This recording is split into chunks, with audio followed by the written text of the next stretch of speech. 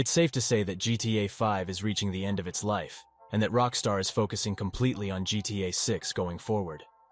We haven't received any major content updates in a long time, with the last being the Cayo Perico heist, and we're probably not going to get any more major updates. That being said, I've made a list of 7 things that I think GTA 6 Online needs to do to be successful long-term. Without further ado, let's get right into it. The very first thing they need to figure out is online lobbies. As it stands, it makes almost no sense to play the game in an open lobby if you are trying to make money as quickly and efficiently as possible, which is what most people want to do. Sure, the demand bonus for high population lobbies is nice, but that means that you're risking up to a week's worth of accumulated goods cargo to make more money. This wouldn't really be an issue in any other game, but this is GTA Online we're talking about, where every other player is a griefer. And at the end of the day, you can't even blame them. The way the game is designed makes destroying other people's deliveries easy, and it's incentivized. But before anyone jumps in the comment section complaining about how you should expect other people to mess with you, it's GTA, not a little kid's game. Yeah, I agree. But instead of having them destroy your deliveries, why not give opposing players the option to steal them instead? Instead of having all of your time wasted, it would actually create a somewhat fun cat-and-mouse dynamic between sellers and opposing players. Would it not be more fun to intercept someone's cargo and try and take it back to your own business, or try to sell it to a different buyer? Imagine you and your friends catch someone doing a delivery, and you steal their vehicle, only to have them chase you around trying to steal it back from you and your buddies. That sounds a lot more fun than calling in your oppressor and blowing up their delivery. The second thing GTA 6 Online needs to implement is Day 1 heists, or at least heists being added shortly after release. I remember playing GTA Online on my PS3 when it first came out, and the content was incredibly limited. The only real content and the best way to make money were contact missions, and the ones we had on release were short and repetitive. It took about 2 years for Rockstar to add any heists into GTA Online, and once they did, it changed the game forever. Why do boring contact missions when you could rob a bank with 3 of your friends? Heists have also paved the way for new mechanics to be added to the game, and they presented players with unique and memorable situations that they'll remember for years. Number 3 is open-world factions. Wouldn't it be awesome to be part of a gang or faction that can compete in turf wars for control of the open world? For instance, if you controlled the docks, all exports would have a tax on them that the controlling faction would benefit from. Or maybe it would unlock a special service that's only available to people in the controlling faction. Rockstar could also implement faction missions to give players even more to do, and make them feel active within the community. Currently, there isn't anything like this in GTA. The closest thing I can think of maybe is player businesses, but those are incredibly limited in what they offer. Maybe this could add to the way you progress your character. For example, the higher rank you are in your gang or organization, the more customization options you get for your player or vehicles. Or maybe you unlock special abilities that only high-ranking gang members have access to. I'd really love to see something like this, and I think it would make GTA 6 Online feel more alive and active, as well as give players more to do. Number 4. Better activities. As it stands right now, the activities in GTA are pretty decent. You have open-world activities like golf, arcade machines, and darts, and player-created activities like custom game modes. But I think there is still room for improvement.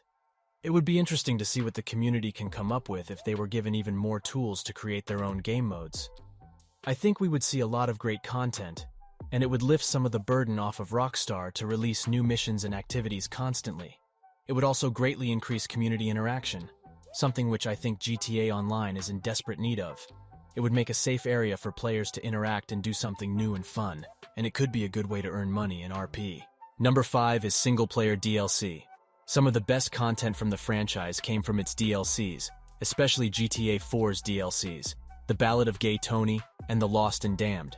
These 2 DLCs built upon the already established foundation of GTA 4 and allowed us to experience the game through the lenses of side characters from the main game, often intertwining with Nico's story.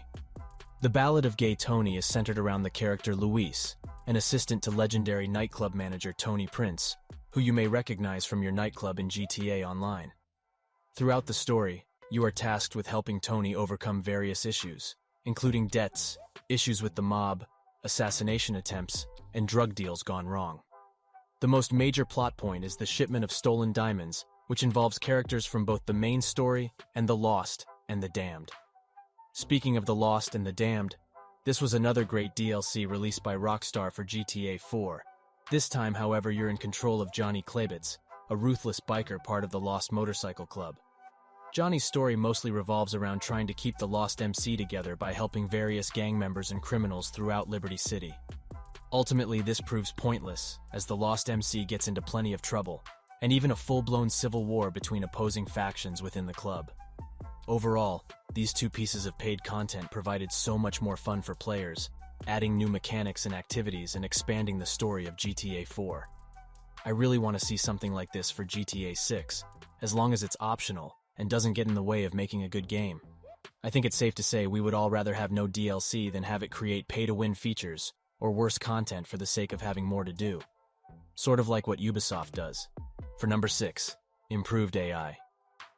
The AI in GTA 5 is pretty decent actually. They have some cool routines and interactions, but they pale in comparison to Red Dead Redemption 2. Red Dead 2 has some of the best AI I've ever seen in gaming, and Rockstar clearly put in a lot of work to make the NPCs so polished. My absolute favorite thing is the routines each NPC has. For instance, there is an NPC who works as a stable hand, but he starts each morning chopping wood before work. Most of his working day consists of filling up buckets of water for the horses. A cool environmental interaction is when it starts to rain. This NPC can be seen taking a smoke break under some shelter to relax and stay dry. I know that without a doubt they are going to implement a lot of the systems we saw in Red Dead 2 into GTA 6. It was a good testing ground for a lot of stuff that they could have been working on for our next Grand Theft Auto adventure. I can't wait to see the smarter AI and how they react to the player and the environment, as well as the interesting interactions you could have thanks to the new NPC interaction system we saw in Red Dead Redemption. And finally, number 7, better customization. GTA Online actually has pretty decent clothing customization options. You can dress as a gangster, businessman, hipster, or whatever you want really. There are seemingly endless options for shirts, pants, shoes, you name it.